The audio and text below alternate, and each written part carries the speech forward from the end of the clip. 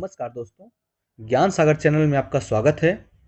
हम लोग 17th BPSC को ध्यान में रखते हुए खान सर द्वारा चलाए गए विजेता बैच, जो कि एक रिवीजन का बैच खान सर द्वारा चलाया जा रहा है और इसमें बहुत ही इम्पोर्टेंट एमसीक्यूज करवाए जा रहे हैं। तो उसी की सीरीज में हम लोग साइंस को देख रहे थे और साइंस में फिजिक्स के कुछ चैप्टर को हम लोगों ने देख लिया था, जिसमें से पहला हम लोगों ने देखा था ऊष्मा एवं ऊष्मागतिकी, दूसरा देखा था चुंबकत्व, थर्ड देखा था प्रकाश व रंग, और चौथा देखा था ध्वनि व तरंग, और पांचवा देखा था स्पेक्ट्रोस्कोपी। और आज जो हम लोग देखने वाले हैं पदार्थ की अवस्था टॉपिक से रिलेटेड महत्वपूर्ण 50 क्वेश्चन, जो कि बहुत ही इम्पोर्टेंट होंगे। तो बिना देर किए स्टार्ट करते हैं। तो देखते हैं पहला क्वेश्चन। पहला क्वेश्चन है, सबसे ज़्यादा श्यानता होती है जल की, वायु की, खून की, शहद की? तो श्यानता बेसिकली विस्कोसिटी को बोला जाता है। विस्को या विस्कस बोल सकते हैं या विस्कोसिटी बोलते हैं। तो सबसे ज़्यादा जो श्यानता होती है, आप ध्यान रखिएगा, शहद में सबसे ज़्यादा होती है, फिर खून में उससे कम, फिर जल में, और फिर वायु में। तो इन ऑप्शन में ये सीरीज ये बनेगा। तो सबसे मैक्सिमम जो होगी श्यानता वो शहद में होगी। तो ऑप्शन नंबर जो है डी इसका सही आंसर है। सेकंड क्वेश्चन पर आते हैं। अधिक ऊंचाई पर जाने से द्रव का क्वथनांक क्या होता है? बढ़ता है, घटता है, समान रहता है, बढ़ने के बाद घटता है? तो आप जानते हैं कि ऊपर जैसे ही ऊंचाई ऊंचाई पे जाते हैं तो दाब जो है कम होता है, वायुमंडलीय दाब जो है कम होता है, और वायुमंडलीय दाब कम होता है और क्वथनांक भी कम होता है। क्वथनांक भी कम होता है, इसीलिए ऊंचाई पे जाने पे खाना बनाने में अधिक समय लगता है, क्योंकि जो है क्वथनांक कम हो जाता है। तो ऑप्शन नंबर जो है इसका बी सही हो जाएगा। नेक्स्ट क्वेश्चन पर आते हैं। आर्द्रता किस उपकरण से मापी जाती है? Hydrometer, hygrometer, pyrometer, lactometer? तो आर्द्रता जो है हाइग्रोमीटर से मापी जाती है आर्द्रता को, ठीक है। और ये आर्द्रता का जो कॉन्सेप्ट है वो आर्द्रता और हाइड्रोमीटर जो है, ये सॉरी, हाइड्रोमीटर और हाइग्रोमीटर दोनों ही जो ही हैं आर्किमिडीज के सिद्धांत पे काम करते हैं। आर्किमिडीज के सिद्धांत पे ये काम करते हैं, हाइड्रोमीटर और हाइग्रोमीटर, ठीक है। और इससे हाइड्रोमीटर से है जो बेसिकली जल का सापेक्षिक घनत्व मापा जाता है। जल का सापेक्षिक घनत्व मापा जाता है। और लैक्टोमीटर तो आप जानते हैं दूध के क्वांटिटी को मापते हैं। नेक्स्ट क्वेश्चन को देखते हैं। दाब की इकाई क्या है? न्यूटन प्रति मीटर वर्ग मीटर, फिर बी है न्यूटन मीटर, सी है न्यूटन, और डी है न्यूटन प्रति मीटर। तो दाब की जो इकाई है वो न्यूटन प्रति मीटर है, न्यूटन प्रति वर्ग मीटर, ठीक है। न्यूटन पर मीटर स्क्वायर इसको भी बोल सकते हैं, या न्यूटन पर वर्ग मीटर, ठीक है। न्यूटन मीटर का जो होता है किसी इकाई है, तो यह जो है बल आघूर्ण, बल आघूर्ण की इकाई है, कार्य की इकाई है, और ऊर्जा की भी इकाई है। जब कार्य की होगी तो ऊर्जा की भी इकाई ये होगी, ठीक है। और न्यूटन तो आप जानते हैं फोर्स का होता है। नेक्स्ट क्वेश्चन पर आते हैं। बैरोमीटर की ऊंचाई अचानक वृद्धि इंगित करती है। मतलब ये बोला बैरोमीटर की अगर ऊंचाई में अचानक से वृद्धि होती है तो क्या इंडिकेट करती है? ऑप्शन दे रखा, तूफान या चक्रवात का आना, बारिश की संभावना, शुष्क मौसम, और अत्यंत शुष्क मौसम। तो इसका जो होगा, अचानक ऊंचाई में वृद्धि होना होता है, अत्यंत शुष्क मौसम होता है। तो ये आपको ध्यान रखना है। और तूफान या चक्रवात का जो आना है, जब बैरोमीटर का जो मीटर है वो अचानक से अगर नीचे आता है ना, अचानक से अगर नीचे आता है तो चक्रवात या तूफान आने की संभावना होती है। और बारिश की संभावना तब होती है जब वह धीरे धीरे नीचे आती है, और मौसम शुष्क होगा जब वो धीरे धीरे ऊपर चढ़ेगा, धीरे धीरे ऊपर चढ़ेगा। तो इन सारे को ही आपको याद रखना है, ऐसे क्वेश्चन पूछे जाते हैं। नेक्स्ट क्वेश्चन को देखते हैं। वातानुकूलित यंत्र से किस प्रकार ठंडक होती है? वातानुकूलित यंत्र जो है किस प्रकार से ठंडी होती है? ऑप्शन दे रखा, गैस को बढ़ाने एवं मुक्त करने से, जल के बाष्पीकरण से, जल के दबाव से, ठोस के दबाव से। तो ये जो होता है वातानुकूलित कोई भी जो यंत्र होता है वो गैस को दबाने और मुक्त करने से ही वो ठंडा होता है। नेक्स्ट क्वेश्चन को देखते हैं जो कि एनसीईआरटी पर आधारित कुछ प्रश्न है। नेक्स्ट क्वेश्चन को देखते हैं, इसमें क्या है? निम्नलिखित कथनों का अध्ययन कीजिए तथा असत्य मतलब फॉल्स स्टेटमेंट को चयन करना है। प्रत्यास्था में प्रत्यारोपित बल हटाने पर वस्तु अपनी प्रारंभिक आकृति एवं आकार पुनः प्राप्त कर लेती है। बी दे रखा, प्रतिबल व विकृति एक दूसरे के अनुक्रमानुपाती होते हैं, यही हुक का नियम है। तांबे व पीतल की प्रत्यास्था स्टील की तुलना में अधिक है। क्वार्ट्ज फाइबर लगभग पूर्ण प्रत्यास्थ मान लिया जाता है।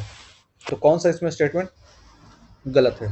तो प्रत्यास्था में क्या होता है कि जब आप उसको प्रत्यारोपित मतलब करते हैं, उसके बाद जब हटा लेते हैं बल को, तो फिर से वह आकृति में पुनः वापस हो जाता है। तो ये स्टेटमेंट जो है सही है। इलास्टिसिटी इसको बोलते हैं बेसिकली। इलास्टिसिटी से आप समझ सकते हैं। ठीक है। प्रतिबल व विकृति एक दूसरे के अनुक्रमानुपाती होते हैं, तो ये बिल्कुल सही है। स्ट्रेस जो होता है, स्ट्रेस स्ट्रेन के अनुक्रमानुपाती होता है, तो ये भी स्टेटमेंट सही है। और यही जो है हुक का नियम भी बेसिकली यही कहलाता है। ठीक है। और आप जानते हैं कि जो प्रतिबल का जो उपयोग होता है, आपने पढ़ा था कि तुलानीदार जो तुला होता है और भूकंपरोधी घर बनाने में भी इसका प्रयोग किया जाता है। ठीक है। और नेक्स्ट है, तांबे व पीतल की प्रत्यास्था स्टील की तुलना में अधिक होती है। ये स्टेटमेंट गलत है। पहला आपको देखते हैं, सबसे ज़्यादा जो मैक्सिमम जो प्रत्यास्था होती है वो क्वार्ट्ज की होती है, उस सबसे ज़्यादा। उससे कम होती है स्टील की, और फिर होती है अन्य मेटल की। ठीक है। तो तांबे और पीतल प्रत्यास्था स्टील की तुलना में अधिक होती है, तो स्टील अधिक होती है। और अन्य मेटल जो है, अन्य मेटल में आ जाएगा तांबा पीतल। तो स्टील तो ज़्यादा हो रहा है, यहाँ पे तुलना में अधिक बता रहा है, तो गलत है। क्वार्ट्ज फाइबर लगभग पूर्ण प्रत्यास्थ माना जाता है, तो आप देख ही रहे हैं लगभग सबसे ज़्यादा इसी में प्रत्यास्था का वैल्यू होता है। तो ऑप्शन नंबर जो है सी, इसका स्टेटमेंट जो है गलत है। ठीक है। नेक्स्ट क्वेश्चन पर आते हैं। प्लास्टिकता के गुण को ग्रहण करने के बाद कोई पदार्थ अपनी मूल अवस्था में प्लास्टिसिटी क्या है? जब बल लगाते हैं फिर जब छोड़ते हैं तो वो पुनः प्राप्त होता है। तो आप इसमें देख सकते हैं कि कहाँ गया, कि पुनः प्राप्त कर सकता है। तो इसमें सिंपल सा हो गया आंसर। नेक्स्ट क्वेश्चन पर आते हैं।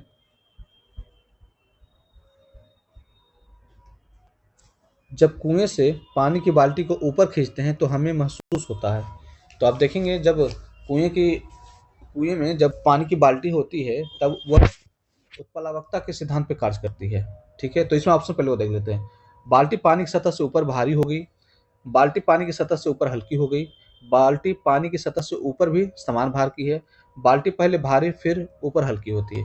तो ऐसा नहीं है, जब आप देखें खुद आप अनुभव करेंगे, जब पानी जो बाल्टी जो होता है कुएं में डालते हैं तो वो हल्की फील होती है। जैसे हम उठाते हैं तो वह सतह से भारी होने लगती है उठाने से। तो ये नंबर जो है स्टेटमेंट सही हो जाएगा।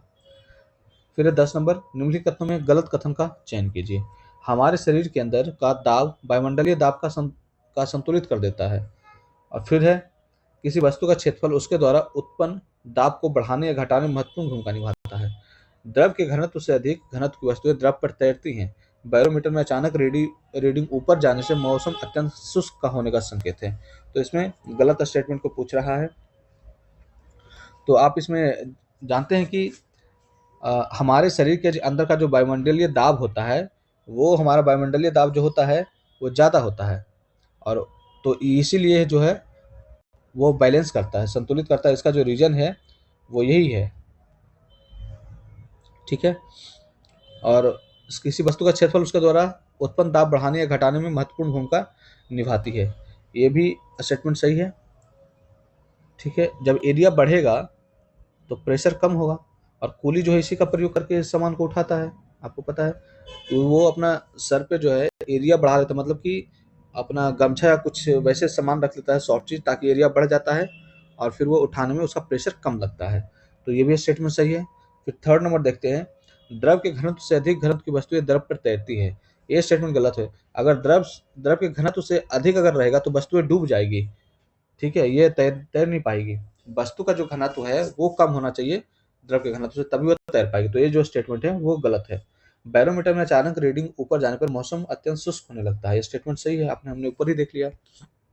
नेक्स्ट क्वेश्चन पर आते हैं। लोहे की सुई पानी की सतह पर किस कारण तैरती है? तो आपको ये ध्यान रखना है कि पृष्ठ तनाव के कारण यह तैर पाती है। और ठीक है, पृष्ठ तनाव आपको ये याद रखना है कि पानी की जो सतह पर जो लोहे की सुई जो तैरती है पृष्ठ तनाव के कारण तैरती है। और उत्प्लावन आप जानते हैं कि द्रव और गैस दोनों में ही उत्पन्न होते हैं। और आर्किमिडीज का सिद्धांत जो है, पनडुब्बी जो कार्य करता है वो आर्किमिडीज के सिद्धांत पे ही कार्य करता है। नेक्स्ट क्वेश्चन देखते हैं। वर्षा की बूंदें गोलाकार होती है क्योंकि? इसमें भी पृष्ठ तनाव के कारण ही होता है। ठीक है। यदि केशकत्व की घटना नहीं होगी तो क्या प्रभाव पड़ेगा? ऑप्शन देख लेते हैं। बड़े बड़े पेड़ जो हमारे आसपास है वो नहीं उगेंगे, लालटेन जलाना मुश्किल होगा, स्याही शोक पथ काम नहीं करेगा, उपयुक्त में से एक से अधिक।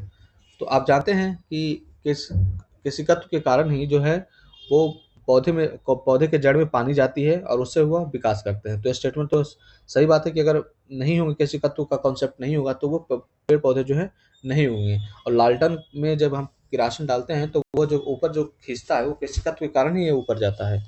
और स्याही सोपत, ये तो तीनों ये स्टेटमेंट जो है वो सही है। फिर देखते हैं निम्नलिखित में कौन सा कथन गलत है। गलत कथन को देखना है। द्रव का दाब गहराई बढ़ने के साथ बढ़ता है। औषधि विज्ञान में शारीरिक दाब मापने का मात्रक बार, जबकि सामान्य मौसम दाब मापने के लिए टॉर्क का प्रयोग किया जाता है। द्रव चालित चलित ब्रेक पास्कल के नियम पर आधारित है। लैक्टोमीटर आर्किमिडीज के सिद्धांत पर आधारित है। तो द्रव का दाब गहराई के साथ बढ़ने पे यह बढ़ता है, बिल्कुल स्टेटमेंट जो है ये सही है। और यही पास्कल का नियम कहलाता है, पास्कल का नियम। ठीक है। दाब दाब से जो रिलेटेड है पास्कल का नियम से आधारित है। और औषधि विज्ञान में शारीरिक दाब मापने का मात्रक बार, ये बार नहीं है, इसका शारीरिक दाब मापने का या मात्रक जो है टॉर है। और सामान्य मौसम दाब को मापने का जो मात्रक है वो बार है। तो उल्टा दे रखा, तो ये स्टेटमेंट जो है बी नंबर ये गलत है। और द्रव चालित ब्रेक में पास्कल के नियम का प्रयोग होता है, ये भी सही है। और लैक्टोमीटर में आर्किमिडीज का सिद्धांत का लागू होता है, तो ये भी सही है। तो बी नंबर जो है स्टेटमेंट गलत है। नेक्स्ट क्वेश्चन पर आते हैं। निम्नलिखित में किसमें आर्किमिडीज के सिद्धांत का अनुप्रयोग नहीं होता है? कहने का मतलब ये पूछा कि आर्किमिडीज का जो कॉन्सेप्ट है इन चारों में से किसमें नहीं है। तो देखते हैं। पहला दे रखा है जलयानों और पनडुब्बी के नियम में, तो हमने ऊपर ही देखा कि पनडुब्बी में जो है आर्किमिडीज के कॉन्सेप्ट का प्रयोग होता है, तो ये स्टेटमेंट सही है। दुग्धमापी में भी हम लोगों ने देखा कुकर में होता है, और लैक्टोमीटर हाइड्रोमीटर में भी। बैरोमीटर और दाब मापी में जो है वो आर्किमिडीज का सिद्धांत नहीं हो काम आता है, ये स्टेटमेंट गलत है। और हॉट एयर बैलून में भी होता है, तो बी नंबर जो है, सी नंबर जो ऑप्शन इसका सही होगा। नेक्स्ट क्वेश्चन पर आते हैं। निम्नलिखित में से किसमें बर्नौली के सिद्धांत कार्य नहीं करता है? तो बर्नौली का सिद्धांत जो है किसमें कार्य नहीं करता है? बर्नौली का सिद्धांत में आप जानते हैं कि अगर गति को बढ़ाया जाएगा तो दाब जो है कम हो जाएगा, यानी दोनों एक दूसरे के रेसिप्रोकल हैं। तो देखते हैं इसमें। फिल्टर पंप हुआ चूषित, हाइड्रोलिक ब्रेक, बुनसन बर्पर स्पेयर, आंधी में छड़ या टप्पर का उड़ जाना। हाइड्रोलिक ब्रेक जो है आप जानते हैं ये पास्कल के कॉन्सेप्ट पे पास्कल के सिद्धांत पे कार्य करता है।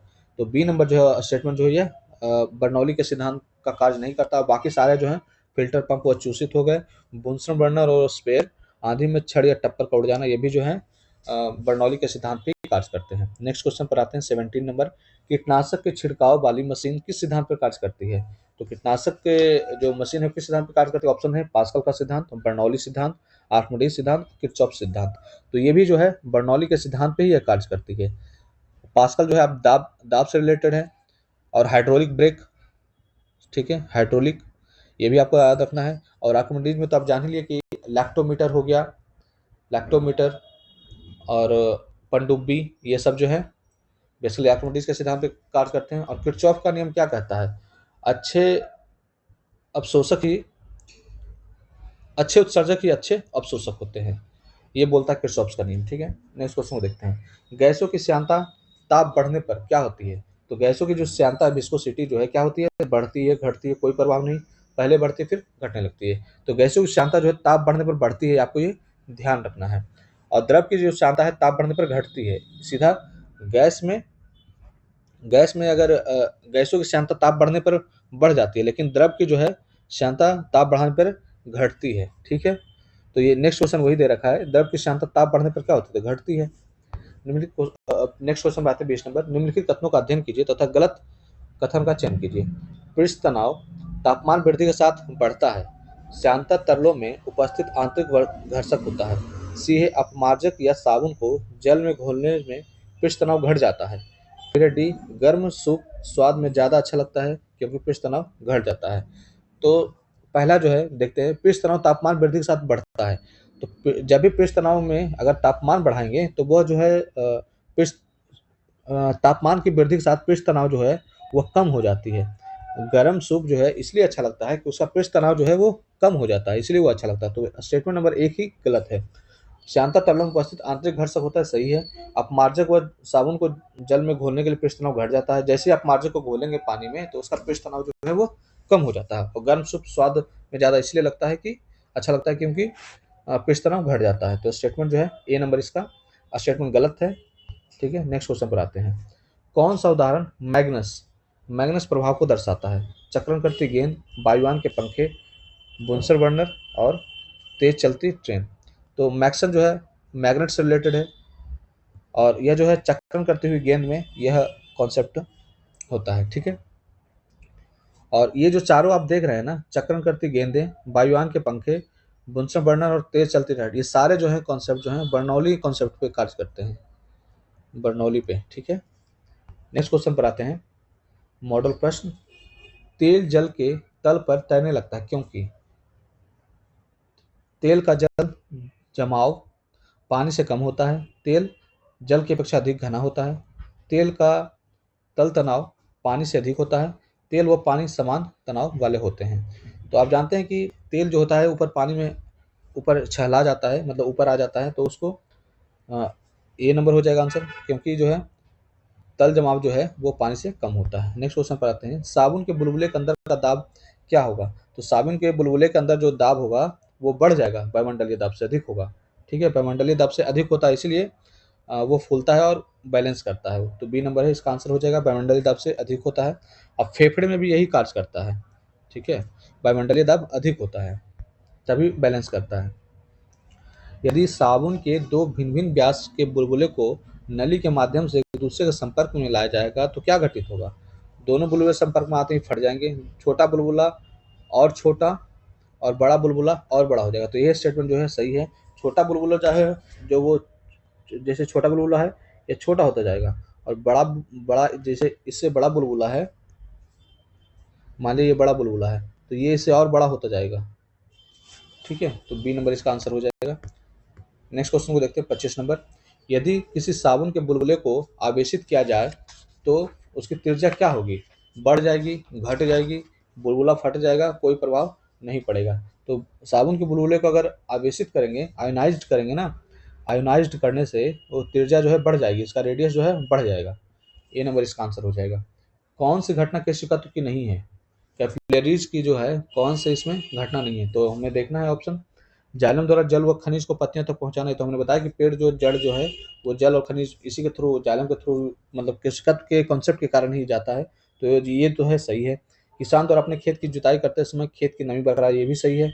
मृदु पेय उपयोग के लिए किसी व्यक्ति द्वारा पतले स्ट्रॉ का प्रयोग करना, तो ये पतले स्ट्रॉ का प्रयोग करना जो है इसमें कॉन्सेप्ट नहीं, उसमें तो प्रेशर खींचा जाता है, प्रेशर से ना, खुद से थोड़ी जाता है। तो ये स्टेटमेंट जो है गलत है।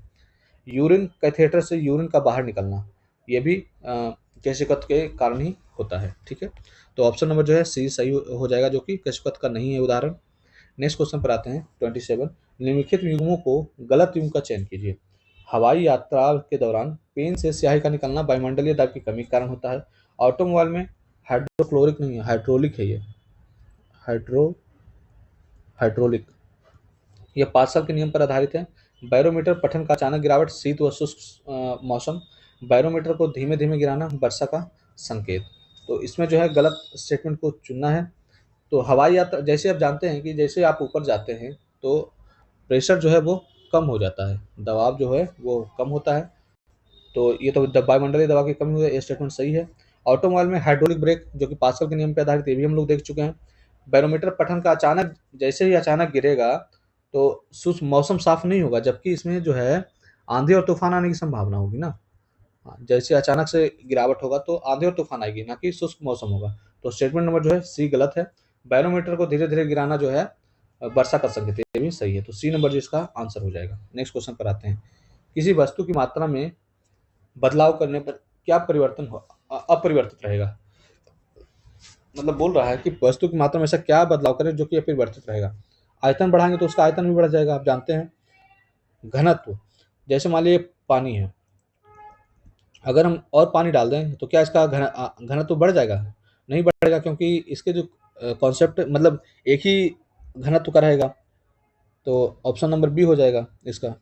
और द्रव्यमान बढ़ाएंगे तो ऑब्वियसली बढ़ जाएगा, दाब भी बढ़ाने पे बढ़ जाएगा। नेक्स्ट क्वेश्चन पढ़ते हैं। समुद्र में प्लवन के दौरान आइसबर्ग का कितना भाग समुद्र की सतह से ऊपर होगा? तो आइसबर्ग का जो है 1/9 भाग ऊपर रहेगा। स्टेटमेंट नंबर एक जो है ऑप्शन सही है। ठीक है, नेक्स्ट क्वेश्चन पर आते हैं।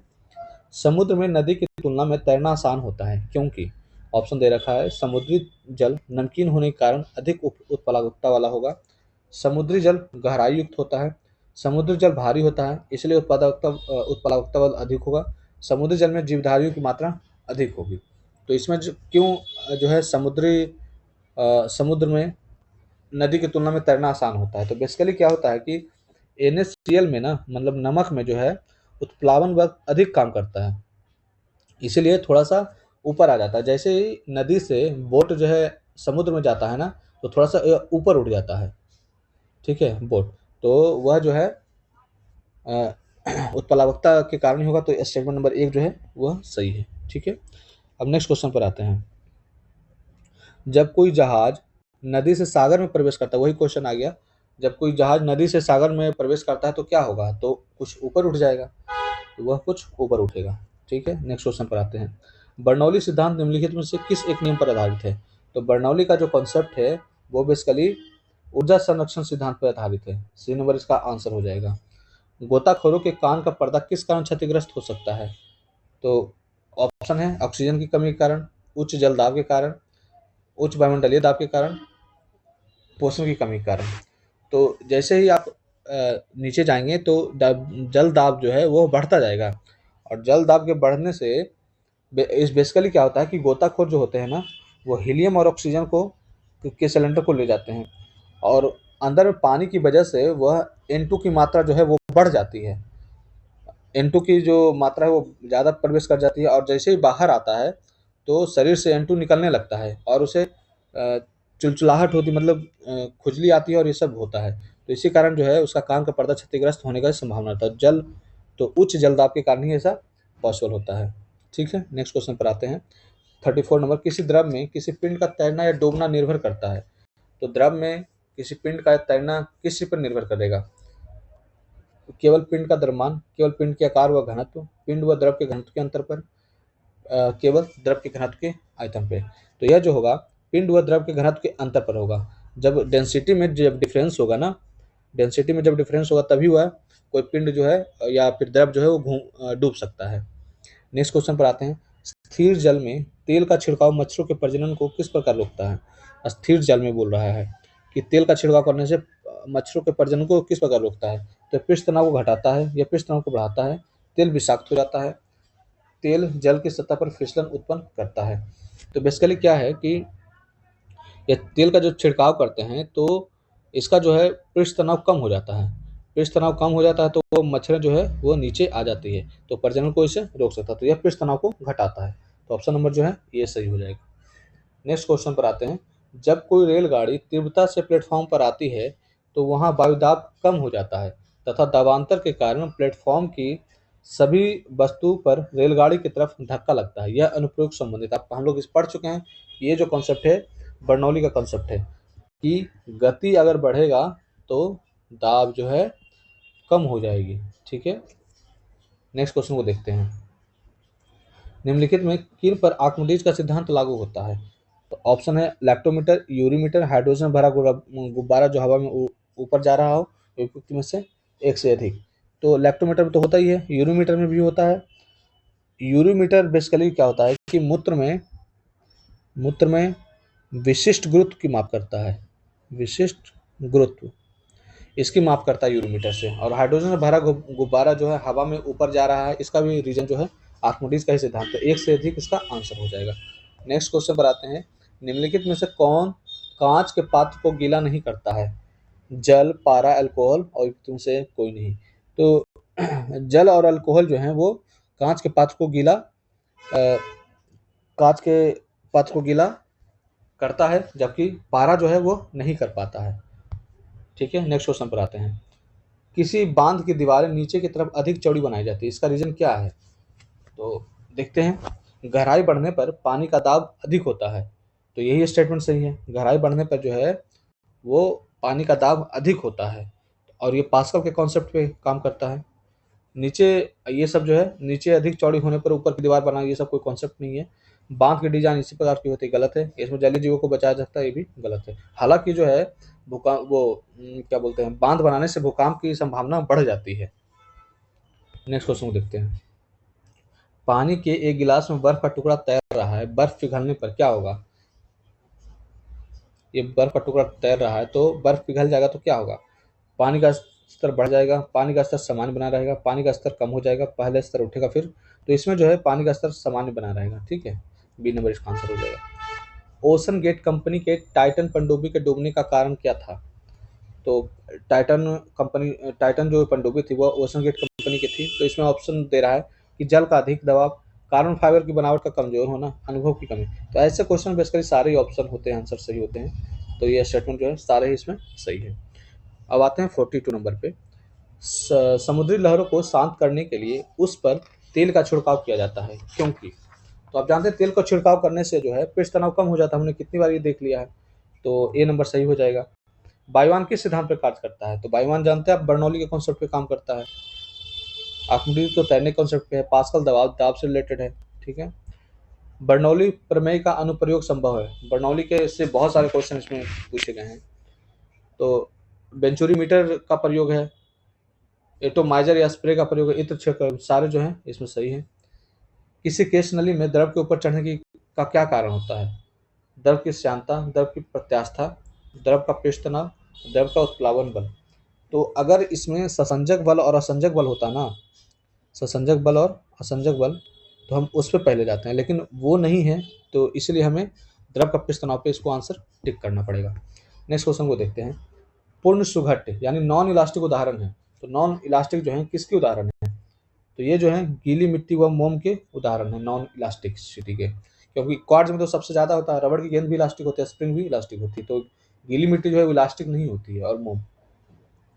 नेक्स्ट क्वेश्चन को देखते हैं। यदि हाथी दांत, गीली मिट्टी व रबर की गोली एक ही ऊंचाई से कठोर फर्श पर गिराई जाती है, तीनों को, हाथी दांत, गीली मिट्टी और रबड़ की गोली, तो फर्श पर टकराव के बाद कौन सी गोली सबसे अधिक ऊंची उठेगी? तो ये हाथी का दांत जो है सबसे ऊंचा उठेगा, क्योंकि इसमें जो है प्रत्यास्था ज्यादा है, इसमें जो है प्रत्यास्था अधिक है, इसलिए ऐसा संभव होगा। नेक्स्ट क्वेश्चन है 48। बादलों के वायुमंडल में तैरने का क्या कारण है? तो ये जो है बादलों, ये घनत्व के कारण ही ऐसा संभव हो पाता है कि बादल जो है वायुमंडल में तैरते हैं। यूरेका शब्द किस वैज्ञानिक के थे? न्यूटन के, क्लासिको के, आर्किमिडीज के, वोगातो के। ये भी तो आपको पता होगा कि आर्किमिडीज के, ये उन्होंने ही यूरेका कॉन्सेप्ट करके चिल्लाया था। पानी से निकलने वाले सेविंग ब्रश के बाल आपस में चिपक जाते हैं, इसका क्या कारण है? तो आप जानते हैं इसका पृष्ठ तनाव कारण है। एक दूसरे बल जो है ससंजक बल इसमें कार्य करता है, ठीक है, ससंजक बल कार्य करता है। नेक्स्ट क्वेश्चन को देखते हैं और लास्ट क्वेश्चन है। गर्म सूप स्वादिष्ट लगता है, क्योंकि हमने पहले ही देख लिया था कि इसमें जो है पृष्ठ तनाव जो है वो कम हो जाता है। पृष्ठ तनाव कम होने के कारण जो है वह गर्म सूप जो है स्वादिष्ट लगने लगता है, तो पृष्ठ तनाव का कम होना। तो इस तरह हमने आज ये चैप्टर देखा। तो धन्यवाद दोस्तों।